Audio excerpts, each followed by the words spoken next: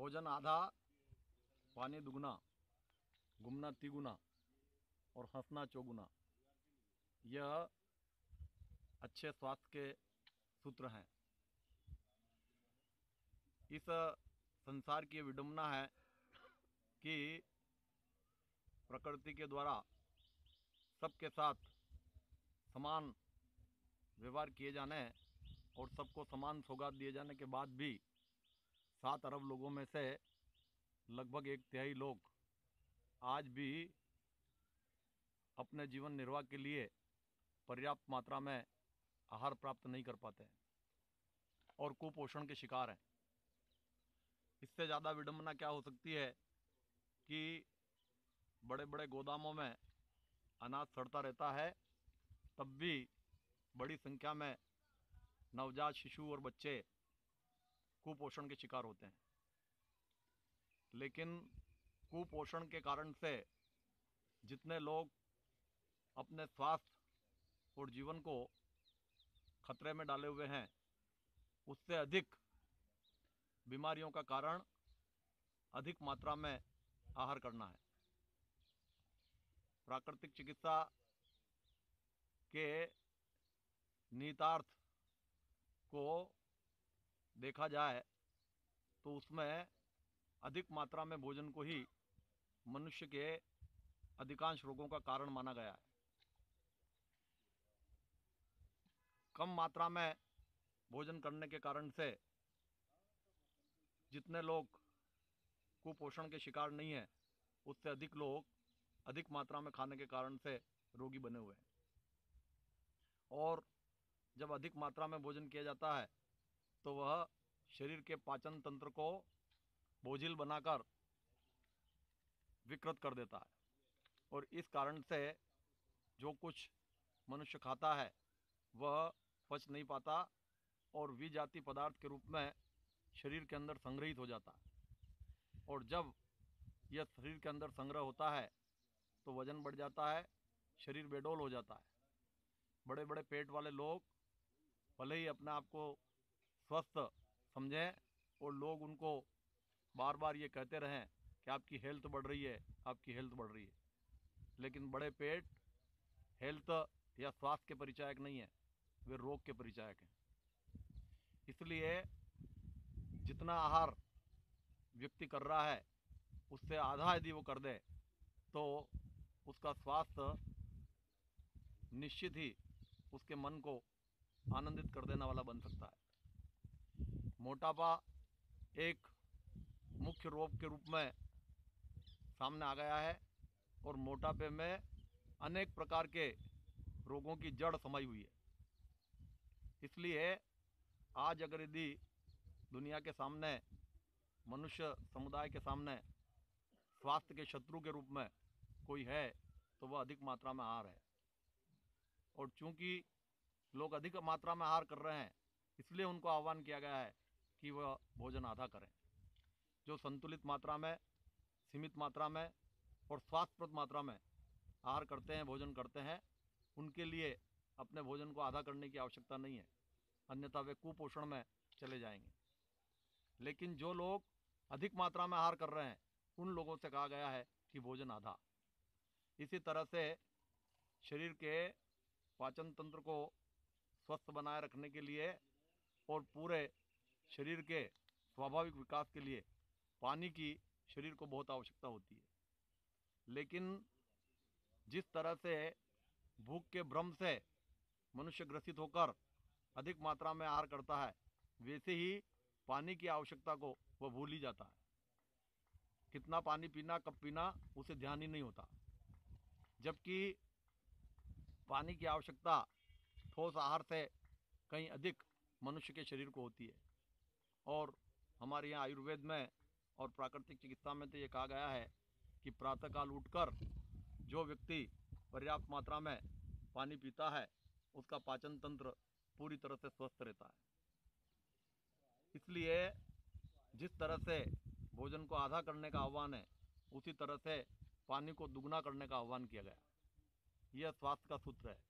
पानी पूरे शरीर को धो डालता है, उसके अंदर के जितने विजातीय पदार्थ हैं और शरीर के अंदर जितने विकार हैं वे सब पानी के माध्यम से निकल जाते हैं।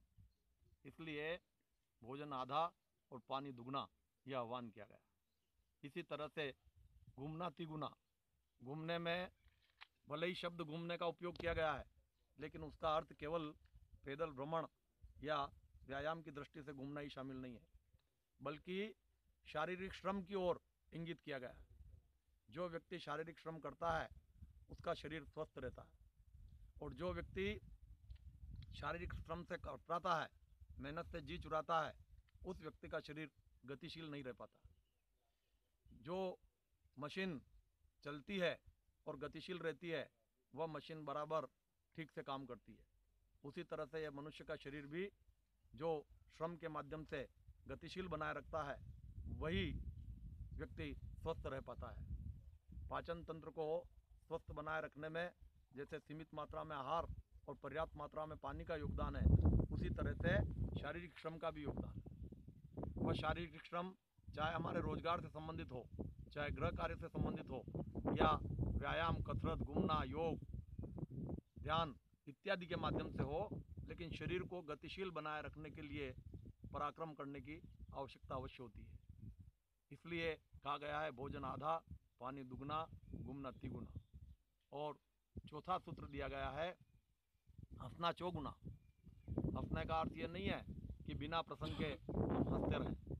हंसने का अर्थ ये है मन के अंदर प्रसन्न चित्तता को धारण करना, और मन को प्रसन्न करने के लिए व्यक्ति को मानसिक रूप से प्रसन्न रहना आवश्यक है। जिसके विचार श्रेष्ठ होते हैं, जिसके जीवन का ध्येय पवित्र होता है, वह व्यक्ति प्रसन्न रहता है। सुखद और दुखद परिस्थितियाँ प्रत्येक व्यक्ति के जीवन में निरंतर आती रहती है, लेकिन प्रत्येक परिस्थिति में मन को प्रसन्न रहने की प्रवृत्ति और स्वभाव जो व्यक्ति बना लेता है वह कभी भी किसी भी वस्तु विषय समय दुखी नहीं होता। जिस तरह से दिन आता है, दिन के बाद रात आती है, जिस तरह से सर्दी का मौसम होता है, फिर गर्मी का मौसम होता है, फिर बरसात का मौसम होता है, उसी तरह से जीवन के अंदर सुखद परिस्थितियां भी आती है, दुखद परिस्थितियां भी आती है।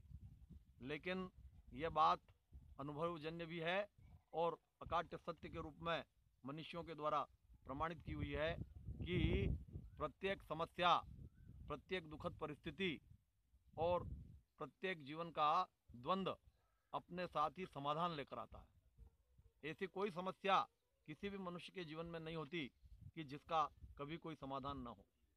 प्रत्येक व्यक्ति अपने स्वयं के जीवन का अवलोकन करे कि उसके जीवन में कितनी विकट से विकट स्थिति आई और उस विकट स्थिति का उसने चाहे खुश होकर चाहे दुखी होकर सामना किया और अंततः वह परिस्थिति विदा हो गई। इसलिए जो व्यक्ति इस जीवन की गति को समझ लेता है कि सुख भी आता है, दुख भी आता है और समस्या आती है और चली जाती है, वह फिर छोटी छोटी बातों के लिए या किसी बड़ी समस्या के लिए भी दुखी नहीं होता।